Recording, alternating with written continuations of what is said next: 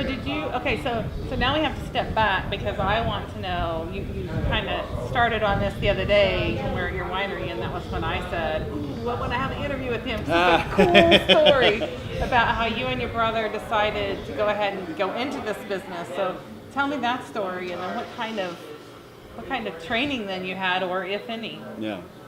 So it is a whole family effort, and it actually starts with a wedding. Oh. So my wife being from France, most of us living in California, decide to have our wedding in Rochester because that's where most of my extended family is. Rochester being, an hour north of here. Okay. So is your family from New York originally? My mom's side is. Okay. So we decide halfway between California and France, Rochester. There's some beautiful scenery there. My parents had a house. So we get married there. It's October, and we decide the day after the wedding, let's do a wine tour. And we did a tour. We fell in love with the region, and Bellangelo was The day after the wedding. the day after the wedding. Oh wow. Bellangelo was the last winery we visited that day. And So when you say we, is it so you and your my wife? mom and dad, my wife, my wife's mother, my wife's sister, my brother, my cousins, Now a the whole group of you? small taking group from the whole wedding. Yeah, we're taking a winery tour. Now, by this time, you were already a lawyer and you were practicing law. Yes. How long had you been practicing? Not that long. So that leads to another good story. Okay, go for it. My first year of contracts, first year law school class, my professor comes in and he looks at the class. He's kind of your classic paper chase approach professor. He looks, he says, up to a third of you may fail out of law school. Oh gosh, sounds like a movie, huh? Don't they always say that? Yeah. Those that don't fail out, maybe 40% of you won't pass the bar exam. And if you pass the California bar exam, which is the hardest in the country, a lot of you will have a hard time finding a job. But if you find a job, and if you actually get to the point where you are practicing law, the rest of your life will be abject misery. Oh my gosh. Yeah. And what year were you in class? This is first year law First school. year. Yeah. Well, that's good. They're trying to weed you out. Yep. First year. If you would have told me that was third year, Yeah. I would have said, you've got a problem. So he says this, and he says, but you have one opportunity Wow. to associate the law and law school and this choice with something good. And that is to do the summer abroad program that I'm hosting in Toulouse, France. Oh my God. So I was already into wine at this point, and I kind of knew Toulouse was in the south, didn't know exactly, but I thought, you know what else is in the south of France? Bordeaux and Provence and Côte d'Aron. And your wife. No. Not yet, Okay. yeah. Jumping ahead. So, but I did the program, and the last 10 days I met Laura, my wife. And Alcoholic. yeah, I met Laura, and I actually met her in an Irish pub. Awesome. Right across from the apartment I was renting was an Irish pub. Yeah. And it's the one place you can go anywhere in the world, and people will be speaking English. Absolutely. And they are everywhere in the world. Yes. Yeah. And Good so point. she was there kind of honing her English. And her name again is? Laura. Laura. Yep. Not Laura. Not Laura, although in the South they have an accent, and oftentimes they add an like we would make fun of, like an Italian accent. Yeah. But they actually do that in the South of France. Okay. So I thought her name was Laura for the first several weeks. That's funny. That's funny. Until we started emailing, I was like, oh, that's an E, that's not an A. Okay. But so we met, we made the relationship work through law school, and we got married. It's been 6 years now. So. Cool. Yeah. Awesome. So the day after that wedding is when this happened, and that was 2009. Okay. So we all go back to our lives and practicing. Was Bellangelo for sale at that time? No, it wasn't. Okay, so you just happened to, that was just Not on only your trail. Not only was it for sale, it wasn't Not- for sale, okay. but we sat in what was a red pleather booth. It felt like a pizzeria had been dropped from the 1970s into an old shabby barn. This is Okay. pre-renovation. Yep. Pre-renovation. Pre-renovation. Okay. Are there pictures on the wall? Not on the wall, but I got to email you some. Okay. Thank you. And my dad actually said the words, "Could you imagine what we can do with this place?" Because there was that 12-mile. The sea was. Oh, it was so. Okay.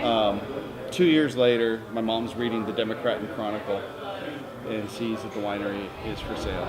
And she calls me at my office and says, "Hey, do you remember that last winery we visited?" And I said, "Yeah." I mean, it was kind of a dump. And she said, "It's for sale.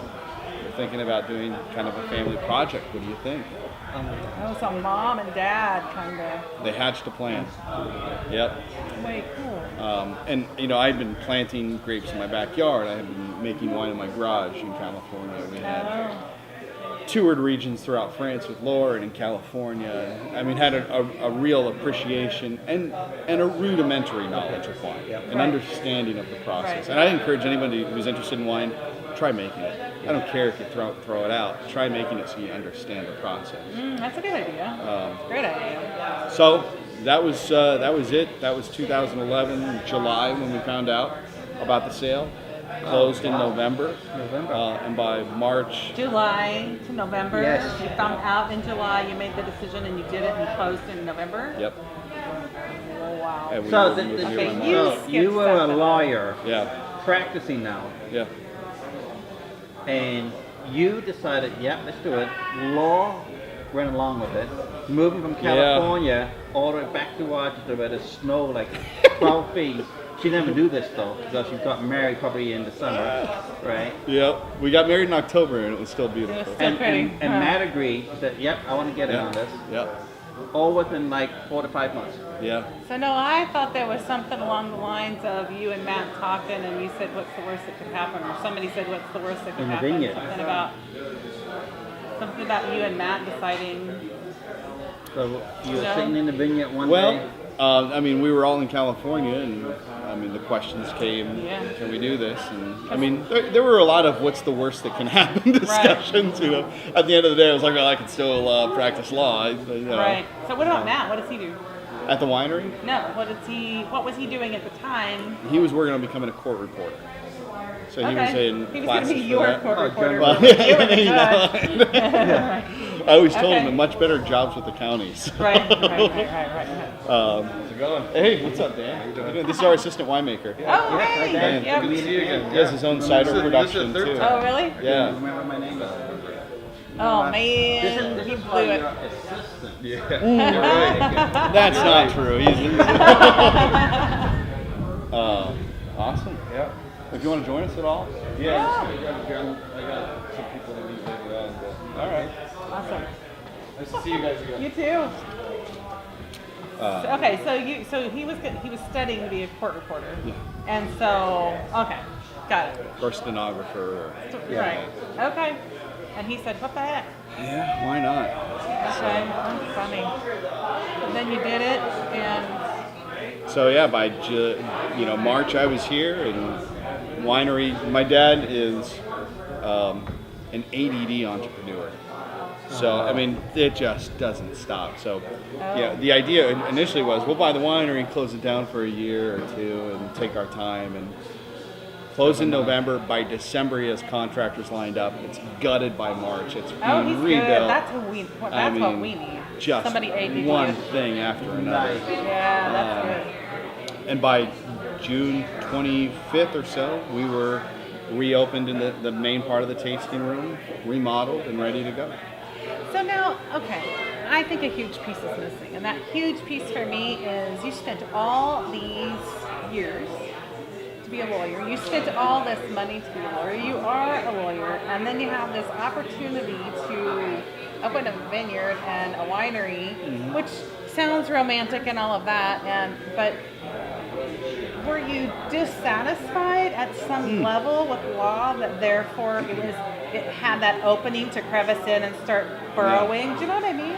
So I worked for what could only be described as the best boss in the world. The people who were in charge of my firm, managing my firm, were making me a member that was vesting over a period of time. Could not have been better. That was the hardest part, was leaving that firm.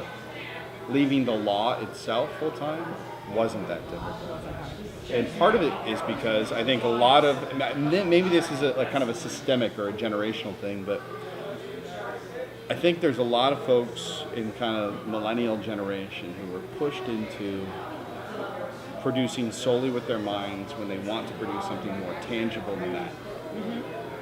And so, yeah, I had an acumen for law, and yeah, I made a fine lawyer. But it's not where my passion, was. And so, yeah, and I loved wine. And yes, there are a lot of romantic, ideas around being in the wine industry. I had done my best to try and, avail myself of all the writing out there to make sure that I wasn't going to fall into like kind of a watercolor vision of it. Right. I knew it was difficult. Right. Right. So I think there was that aspect to it. And there's also the idea that, you know what? In the wine industry, I get to practice a little bit of law, and I get to practice a little bit of marketing, and I get to garden, and I get to do all of my hobbies within this field and this industry.